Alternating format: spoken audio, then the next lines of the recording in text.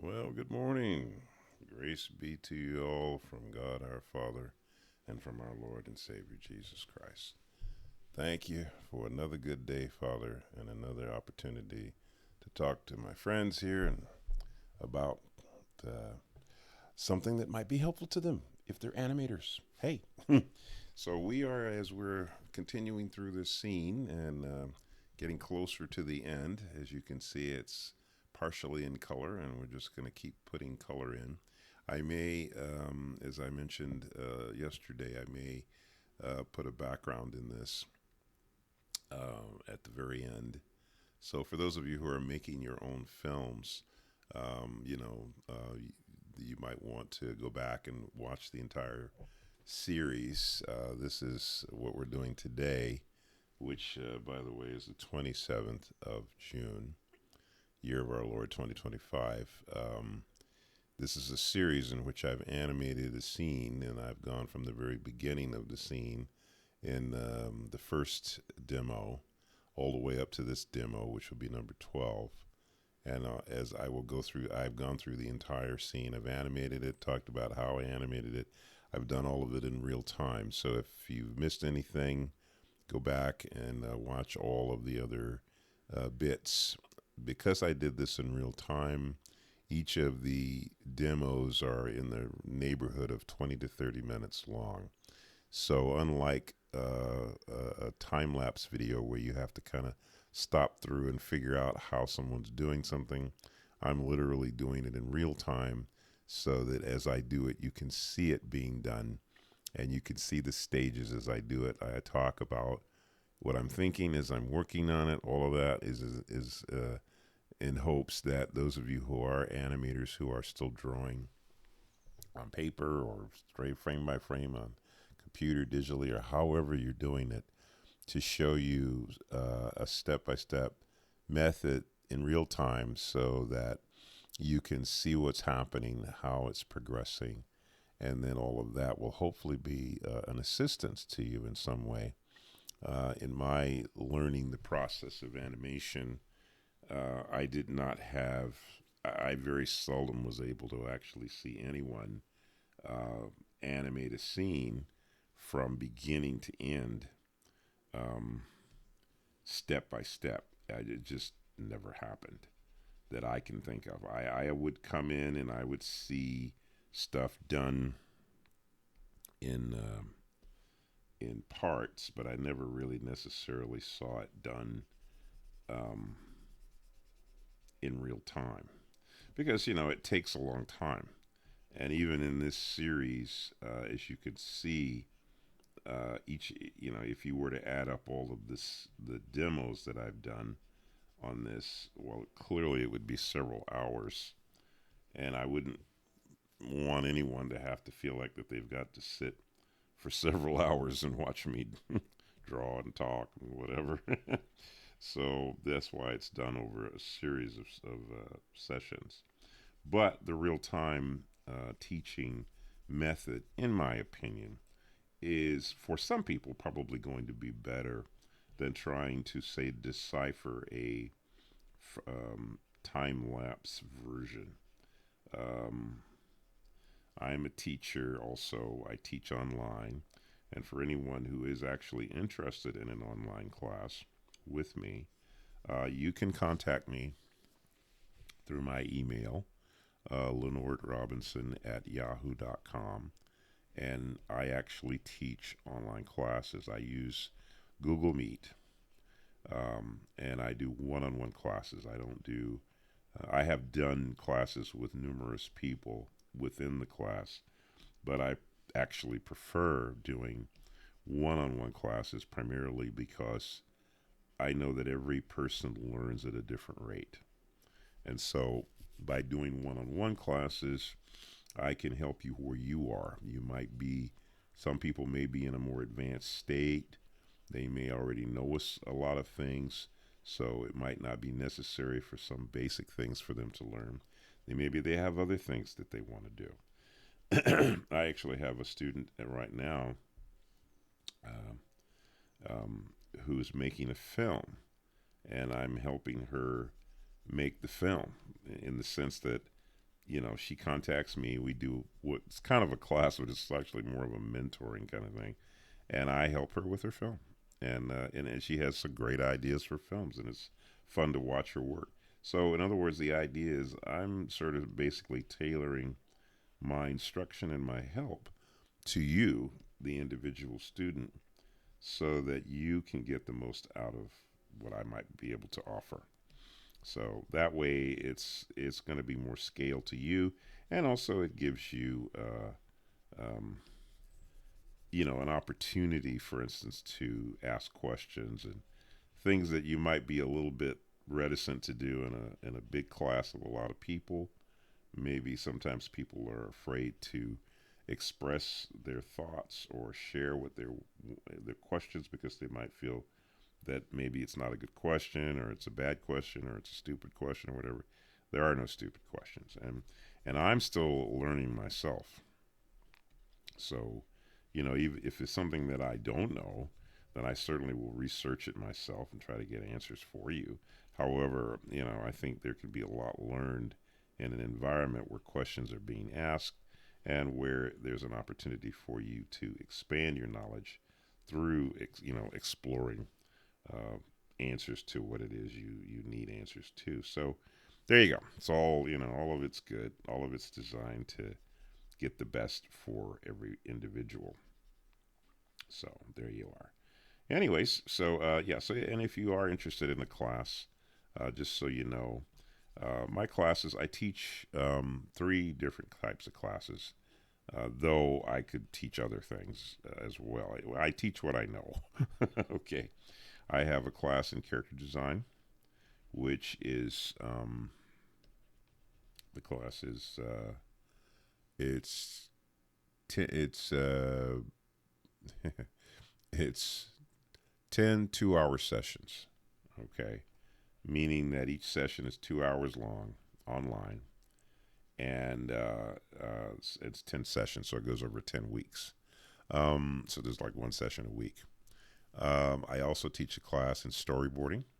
The storyboarding classes is a bit longer. It's 15 3-hour sessions, so it's longer because there's more involved in storyboarding than there is in character design and animation. And then the third class I teach is in animation, character animation, and that one is also 10 2-hour sessions. So that's each session is 2 hours and it goes for 10 weeks. The classes vary in price. None of my classes are over $400. So basically, my storyboard class is $325 for 15 weeks. My animation class and my character design class are $250 for 10 weeks. And you have the option when you're taking the class of being able to pay in installments if you like. So if you're, you know, struggling with money financially, which we all sometimes find ourselves, I'm fine to let you. You don't have to necessarily, in other words, pay for it all at once. It depends on how you want to do it, and so if you want to pay for it, you know, I had one student pay $25 a week for 10 weeks. That's fine. Some people prefer to just pay it all up front. Whatever works for you. So I'm not going to be. I'm not really teaching because I'm looking to make a whole ton of money. I'm really teaching because I care about the students and about them learning. Because I had people help me when I was coming up, and so my attitude is, well, if I can be a help, if it'll give you a leg up or whatever, then hey, you know, I thank God for the opportunity to be able to be a help to someone. So somebody helped me, so I want to help them. So there you go. So yeah, just feel free to contact me, through my email, leonardrobinson@yahoo.com. If you go, I can put my email in the description below this video. I'll put it in there if you're interested in that sort of thing. It's probably on some of my other videos as well. but I'll make it a point to put it in this one since I'm talking about it. Here, let's see. And what was the other thing I was going to say? Oh, also, some people want, I do have some merchandise that I sell. One of the things that I have is a sketchbook that I sell at conventions. I haven't been at a convention in a while, but I have a sketchbook, which is my own personal work, my own personal drawings. And just a fun little sketchbook, and I'll also put that a link to that if you want to see what the book looks like. I'll put a link to that in my in the description box when I finish this video, so that you can see that if you're interested. Now, as I'm working here, what I'm doing, I'm working in Rough Animator, by the way, for those who are new to me. Um, and if the way I'm painting this is I'm painting underneath the line, the sketchy line that I've done. Okay, so um, down here at the bottom, if you see where my mouse is here, this says draws behind, so it draws behind the line. And then here I have my palette. The way that I'm able to get colors is I can go up here to a color wheel. I can find the color I want. And then once I find it and it shows up here, I just press down on any one of these little black squares and the color will appear in that square. And then that then is your palette now, so that you don't have to try to find that color every time you're looking for it. It's just automatically there. That keeps your colors all consistent from frame to frame. Okay. I had mentioned that you can color on a separate layer. Sometimes people prefer doing that. I can't really remember the reason why you would want to do that, but you can do that. So, I mean, if you wanted to color on a separate layer, you could do that. I don't remember what the advantage to that is. I guess there's an advantage to it right off the bat. I can't think of what it is, but you know, but you can do that. Also, you may also want to sometimes color. You have a color line where the lines that you're making on the character are going to be a different color than just black, which gives you sometimes a very nice looking character. It makes your animated character look very beautiful because the line is color. There's so it's like the old Disney cartoons like Snow White and Bambi and those things had color, what we used to call self color lines, meaning that the instead of having a black line around the character, which gives it a more hard edge, they would use a color line, which would soften the character, so that the color, that the character would look, you have a more illustrated kind of look in the finished product.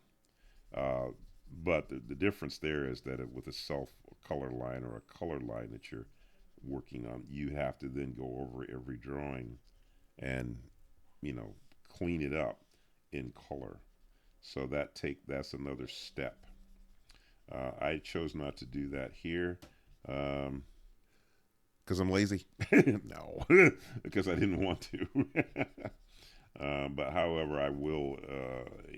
I will. I'm thinking of maybe doing another scene.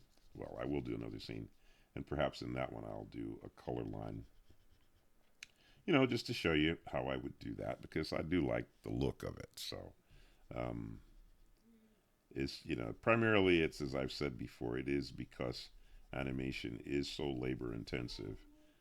Sometimes we just kind of don't if we can cut out steps and save ourselves some work, then generally speaking, that's kind of what you want to do. Sometimes you kind of if you can get around having to do too much work, then naturally that's what you'd want to do.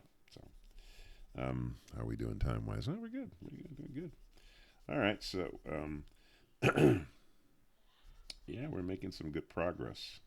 When I was doing the face, as you could see, I was going around the edges and then dumping the color in, which I could do here. But this space is not that big, so that's one of the reasons why I'm just filling it in by, you know, swathing the paint in by hand. So,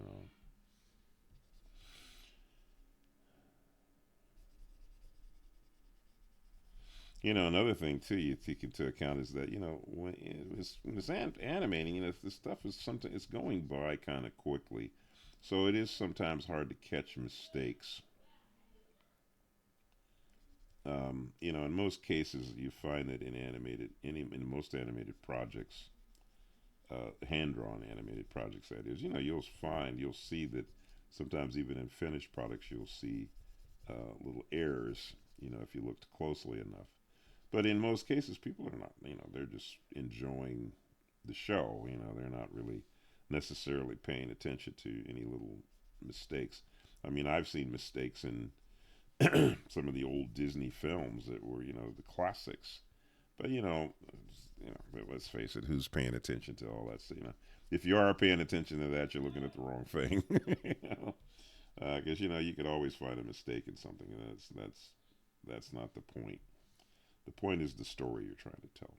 But we who animate by hand enjoy all of the work. At least most of the people that I've worked with and over the years, the common thing that I find that we all seem to have is that we don't mind the hard work. We don't mind the fact that we have to make these films frame by frame. For us, those of us who do it, we actually kind of relish the opportunity to do that. And yeah, it's just, it kind of goes with the territory.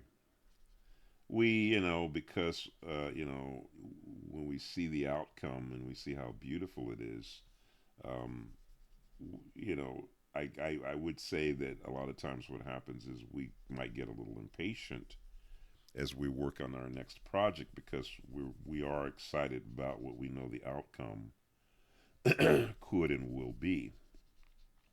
And if anything, that then does sometimes affect the thinking that we have behind finishing a project. We could become impatient, like, oh, gee, I'm really looking forward to, seeing this thing be finished. Um, and then that's understandable, you know.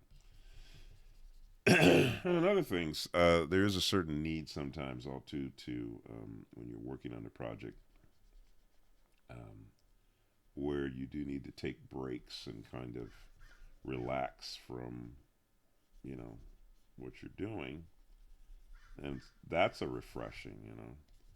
You don't want to get to a place where you're so impatient that it affects the quality of your work. But there are times when you have deadlines, and in the past, I think that was maybe the thing that most of us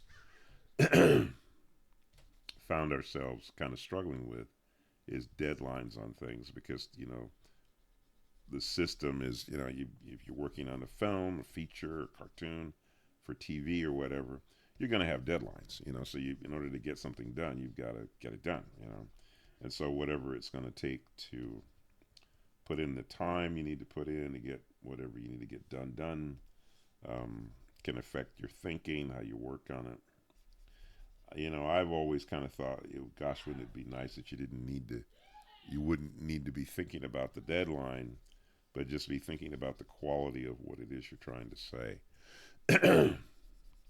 Because, um, who was it in the old guy in the Pixar in the Toy Story movie? The old guy who was it was in Toy Story 2, I think it was.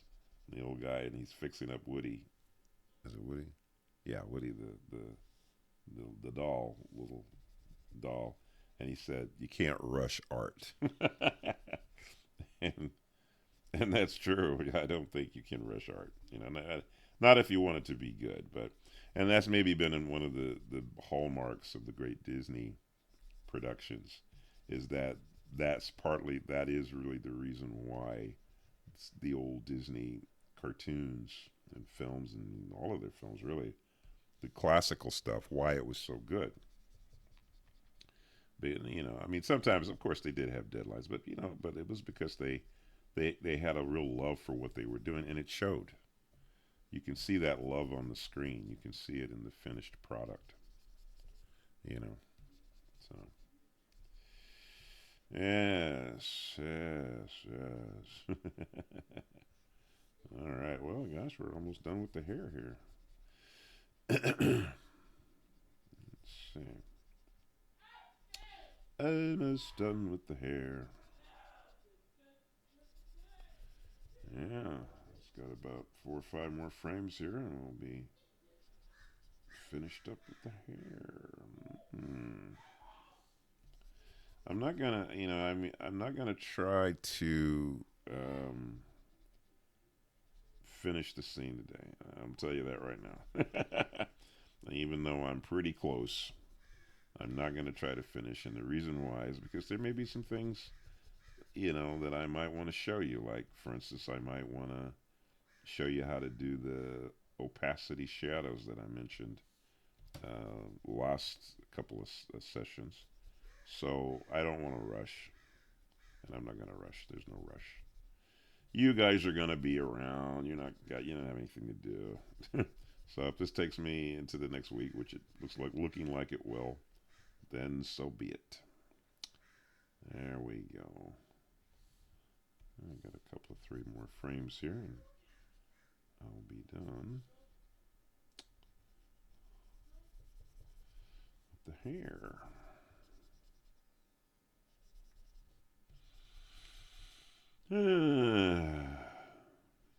Gosh, it just occurred to me. It's like the last scene I did of a little boy. I painted the skin color and the hair about the same. Redundant. Oh. Could have made it sound have brown hair, I guess. I don't worry about it. Gosh, and with all our tools today, I'm just amazed at the digital stuff. It constantly amazes me what we have invented.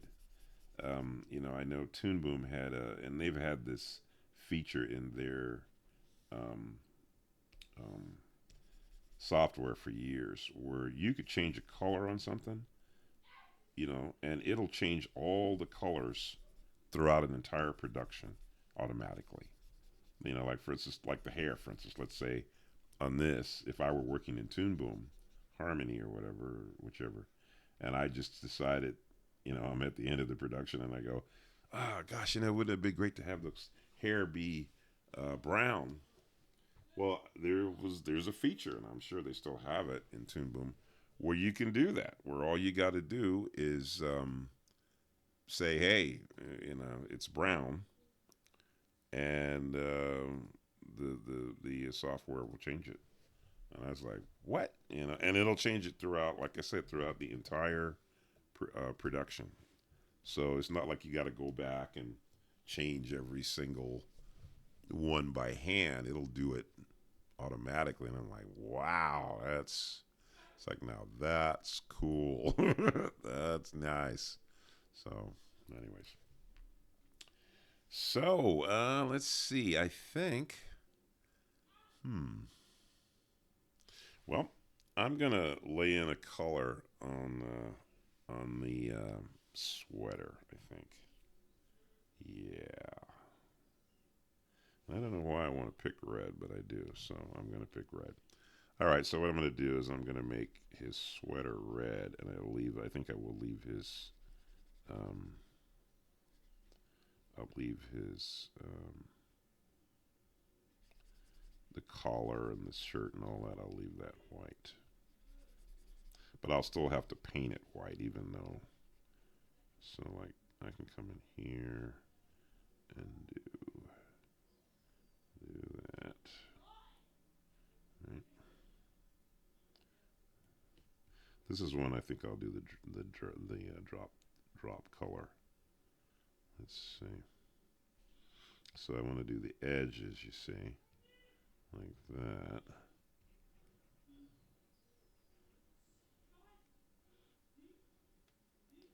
Okay. Now let me see if I can drop the color in there. Oh, okay, good. Okay, I can. So I paint bucketed the remainder of That's how I got that. Okay. Yeah, it looks good. All right. Okay, well, I think I'm going to stop there. Let's see, we're at 25 minutes. Okay. Yeah, so I'll stop there. Um, fun. Yeah. So yeah, so we'll save. Go up here and hit save. Always a good idea to hit save. I think, and I don't know if Rough Animator does auto save. Some some programs will do auto save, but I don't recall. I'll have to look at the help menu and see whether or not Rough Animator does auto save. It might. All right, folks. Well, hey. Fun times, fun times. I'm going to set this back at fit window.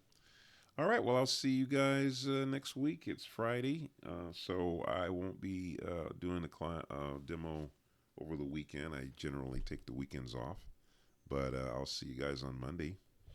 Okay, have a beautiful weekend. And don't forget, Jesus is Lord. And make sure you get your ticket before you check out of Earth here. You want to make sure you end up in the right place. All right, folks. See you later.